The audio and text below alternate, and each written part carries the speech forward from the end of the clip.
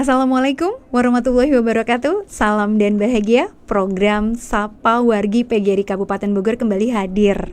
Kali ini kita akan ngobrol dengan seorang kepala sekolah yang luar biasa, yaitu Pak Soleh Supriyadi dari SD Negeri Cibunian 02 Kecamatan Pamijahan. Yuk kita sapa dulu beliau. Halo, Assalamualaikum Bapak. Waalaikumsalam warahmatullahi wabarakatuh. Apa kabarnya Bapak hari ini?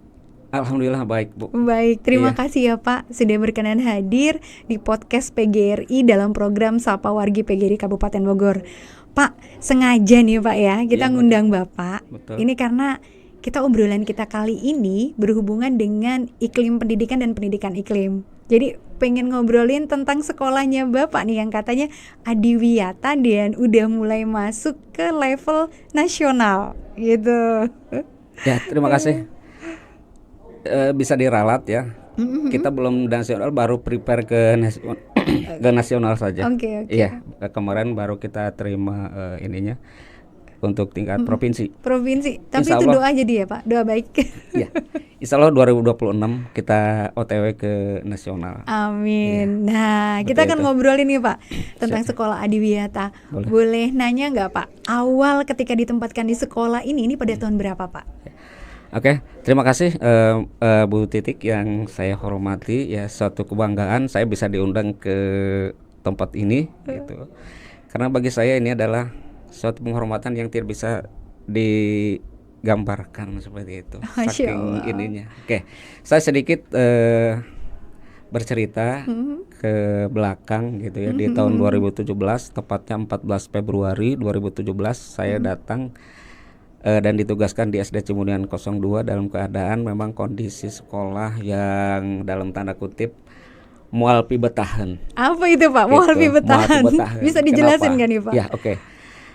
Dengan jumlah murid kisaran 200 ya, kemudian tenaga pendidik yang belum ada yang sarjana, kemudian fasilitas sekolah masih sangat minim ya, sampai terpikir saya mau balik lagi ya. Mau putar arah, saya akan mau jadilah jadi kepala sekolah karena memang sekolahnya seperti ini. Kayaknya tantangannya gede banget gitu ya Pak. Sangat besar ya. Ini harus dibenerin dari mana dulu mungkin gitu ya, kali bingung gitu Pak. Nah, ternyata memang mungkin Allah memberikan jalan kepada saya. Inilah tantangan yang harus kamu terima ya. Sehingga saya balik lagi, nggak jadi saya mundur. Saya maju, gimana nanti gitu ya, urusan nanti. Oke. Akhirnya saya dari 2017, Bang, saya belum banyak berkiprah seperti itu, hanya mengidentifikasi dulu, menganalisis dulu mana yang harus saya dahulukan untuk memajukan sekolah yang tadinya tidak dikenal sama sekali. Bahkan saya dari gugus yang sama ya, ketika saya ngajar, saya nggak tahu SD Cibunian 02 itu sebelah mana gitu. Di peta tuh sebelah mana baru gitu ya? Baru tahu ketika saya diangkat gitu. Ketika ada event-event nggak pernah muncul ya Pak? Nggak pernah muncul. Ini tantangan. 2018 maaf, saya sudah mulai kesana kemari cari dukungan ya untuk memperbaiki fisik bangunan ya, sebab orang itu melihat adalah dari luarnya dulu. Oke nih, tahan dulu Pak, tahan. Ngomongin fisik bangunan, bagian mana dulu nih yang dirapikan? Oke. Saya langsung terfokus ke ruang belajar. Ruang belajar. Karena ruang belajar sudah tidak kondusif ya, dengan bangunan yang sudah banyak bocornya dan sebagainya. Ya. Kemudian saya ajukan ke dinas, alhamdulillah direspon, sehingga 2019 saya dapat rehab 4 lokal plus 1 kantor ruang kepala sekolah. Oke. Nah itu sampai di situ tuh untuk ruang kelas ya. Kemudian 2020 saya nggak mau tinggal diam ya, tetap saya berinovasi. Mana lagi nih yang harus saya benahi setelah bangunan sudah mulai representatif lah, sehingga anak itu nyaman ya, bisa Pak? Nyaman ya. Saya kemudian fokus ke SDM. SDM yang saya ini kan, kenapa? Bangunan fisik bagus, tapi SDM itu tidak mendukung, itu juga nggak bagus. Oke, apa yang dilakukan Pak untuk bangun SDM? Ya, untuk bangun SDM yang saya lihat itu di statistik itu belum ada S1 ini ya. Saya genjot. Mulai sekarang silakan daftar S1, kuliah di mana saja supaya standar pendidikan itu adalah kualifikasi pendidikan terpenuhi ya, bisa Pak? terpenuhi. Akhirnya 1, 2, 3 dan lain sebagainya. Akhirnya sampai sekarang lah inilah tinggal satu orang yang belum S1 ya. Nah, Kemudian Oke, Pak, saya penasaran ya, oke, Pak ya. silakan. Jadi kalau secara singkatnya kan fisik dulu, baru kemudian SDM. Nah, SDM. di mana Bapak mulai merancang keadiwiyataan sekolah ini? Oke. Setelah SDM ini ya, sudah mulai sedikit agak gimana ya? Agak mapan lah gitu ya, gitu. Mulai tertata gitu ya. Mulai tertata. Kemudian di masalah ini juga pengetahuan komputer saya ini kan nggak ada komputer, saya mengajukan ke Dinas Pendidikan, akhirnya dikabul ya. Alhamdulillah. Kemudian baru saya cari lagi tantangan. Saya pikirnya begini. Sekolah yang maju adalah harus punya tantangan. Oke. Nggak bisa sekolah pengen maju tapi jalan artinya nggak pengen nyaman saja. Gitu. Nggak bisa bagi saya zona gitu nyaman. Bagi saya nggak bisa. Tapi yang terpenting yang saya alami, sekolah maju itu adalah sekolah yang pimpinannya itu adalah punya misi ya. Misi ingin memajukan sekolah. Yang tadinya sekolah nggak dikenal, alhamdulillah sekarang ya kita nggak membanggakan.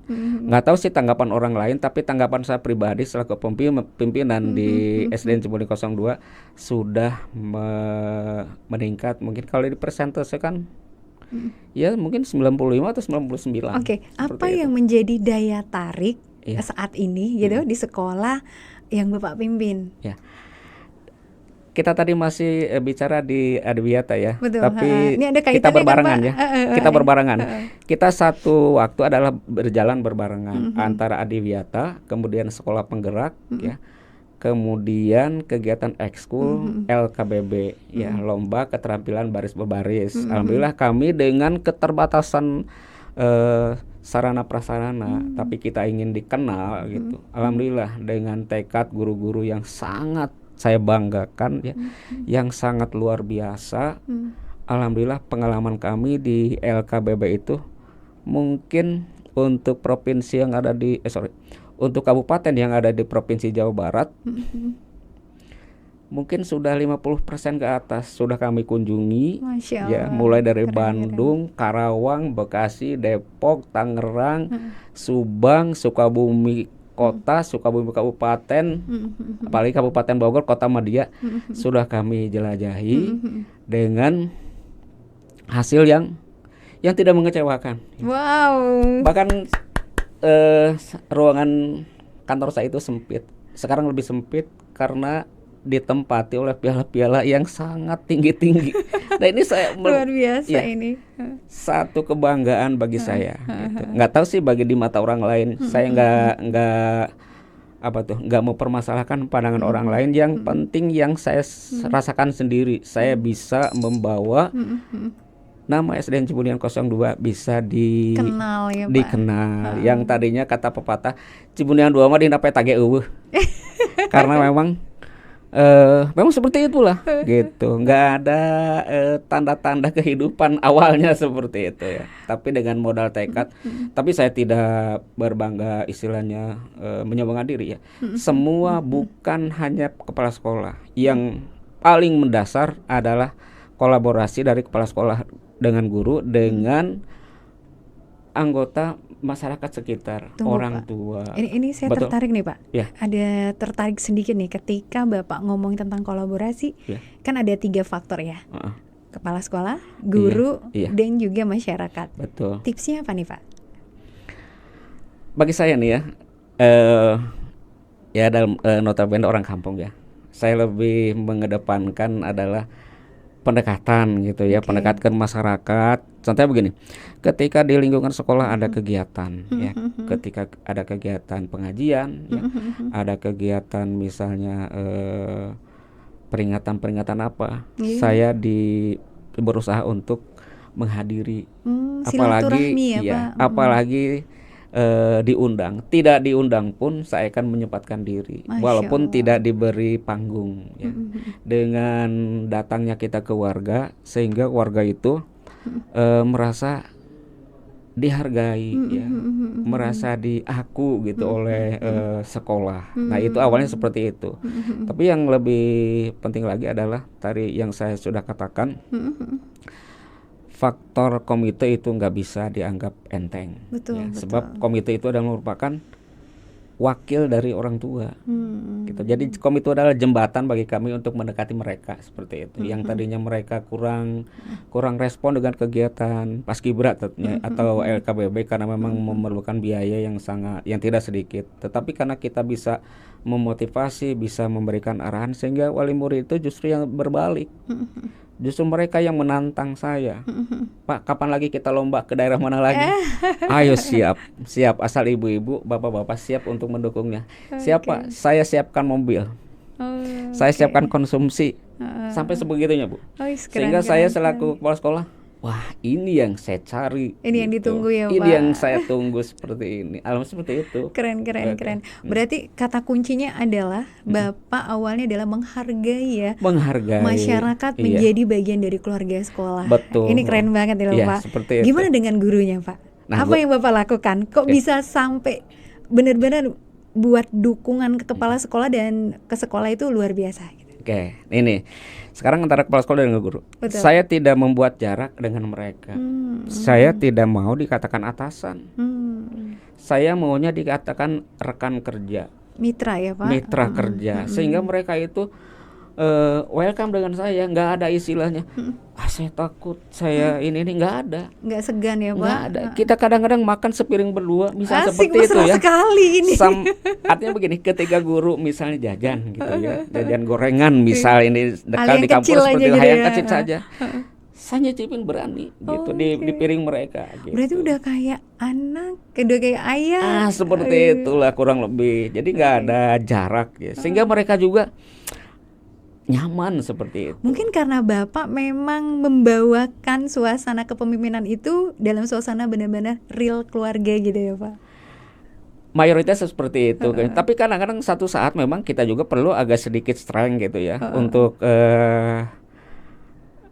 mendidik mereka gitu. Artinya ya. tarik ulur ya Pak. Tarik ulur. Tapi kita harus lihat situasi dan kondisi. Kapan kita harus kelihatan sedikit dalam tanda kutip menakutkan gitu ya. Gitu. Memang ada situasi-situasi yang memang harus gitu. Ya. Harus mendorong untuk mengambil tindakan tegas. Nah gitu untuk mendisiplinkan mereka. Dan saya bangga dengan guru saya yang sebanyak 9 orang itu ya.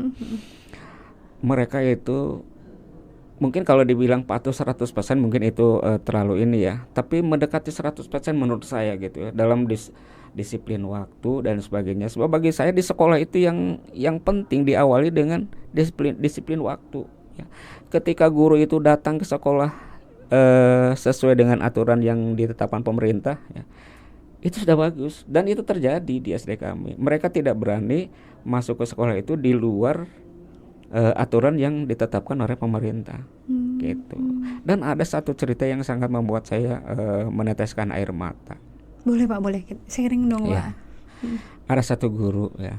Inisialnya adalah ES ya. Inisialnya ES. Dia adalah guru di saya PNS gitu. Kita buat komitmen. Kita sekolah jam berapa? Jam 7 Pak.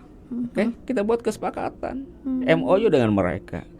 Kalau sudah MOU kita nggak merasa ditekan, nggak merasa tertekan. Toh kita udah kerja, udah ada kesepakatan. Iya, artinya kesepakatan ini adalah benar-benar bentuk dari hati nurani untuk menyepakati sebuah aturan gitu. Seperti itu. Nggak ada paksaan. Iya. Kalau misal melanggar, bagaimana hukumnya? Nggak usah ke sekolah.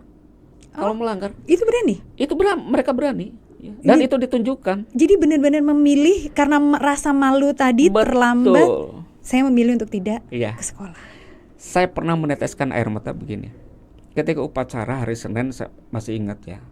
Kita upacara itu jam 7.15. Ada satu guru ES itu namanya. Datang jam 7:17.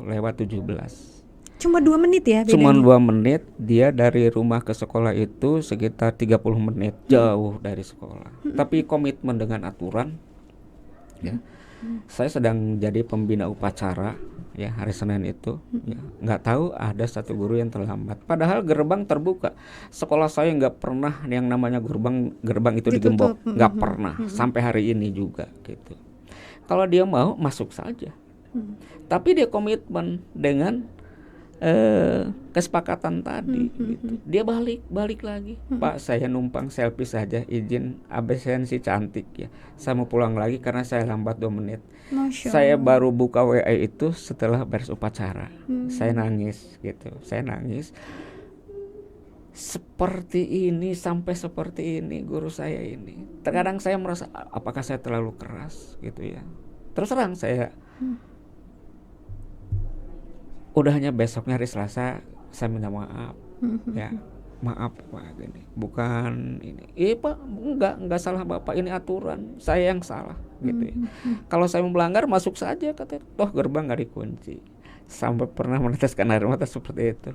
Itu salah satu contoh saja untuk kedisiplinan, dan sampai hari ini seperti itu. Masya Allah. Ya. Pemerintah menentukan pulang jam 2 ya, kita di atas jam 2. Ini keren banget nih. Ya, bahkan sampai begini, udah pulang ini udah jam 2, ayo kita pulang. Nanti saja Pak, jam 3.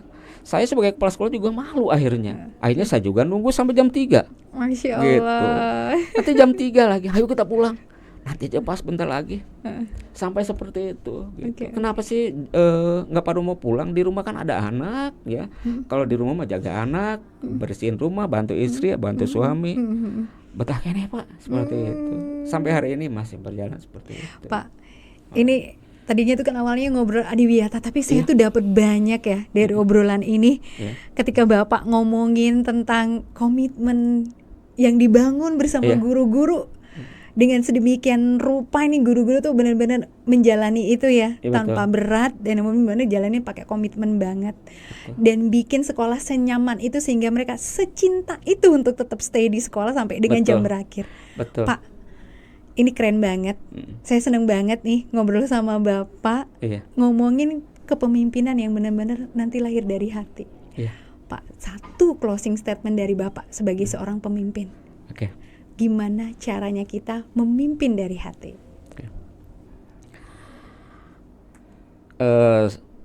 Terakhir gitu ya, ini sebuah motivasi buat rekan-rekan kepala sekolah, apalagi yang senior, yang junior, yang baru sekarang nih ya. Ketika kita pengen maju, jangan segan untuk membuat tantangan.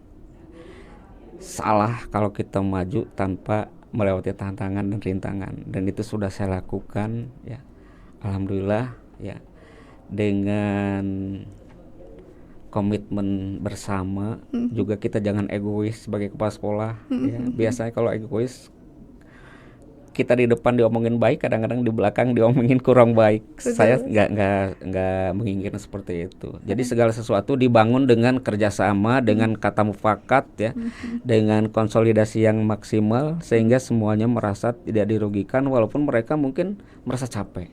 Seperti itu. Untuk membawa sekolah atau lembaga yang saya pimpin, saya bangun seperti itu. Komitmen di atas segala-galanya. Masya seperti Allah. itu. Keren. Seperti itu Bu, yang gini kan.